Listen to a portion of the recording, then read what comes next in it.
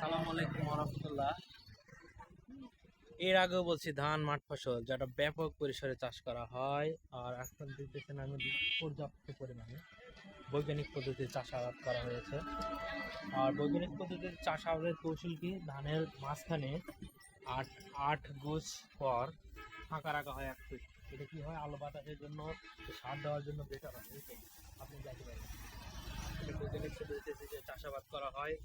এই আপনারা অনেক কৃষক মনে করে আপনার 1 ফিটের মাঝে আপনার এক গোছ ছেড়ে দিলে মনে হয় আমার পুষ্টি হচ্ছে, আমার হচ্ছে ধান কম হবে না। আপনি যখনই আপনার 1 ফিট রাখবেন, আপনার প্রত্যেকটা আগাছা দমনের জন্য, সারের জন্য যেমন বেটার হবে, আর আপনার পুষ্টিটা এই পাশে দুই গাছে সমানভাবে পাবে। তাহলে কি হবে, ধান আপনার পর্যায়ক্রমে ভালো হবে।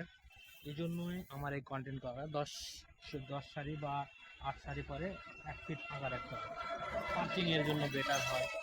অনেক কৃষক জানে না, এই জন্য আমার এই কন্টেন্টটা করা। আমার কন্টেন্ট ভালো লাগলে অবশ্যই আমার সঙ্গেই থাকবেন। আসসালামু আলাইকুম।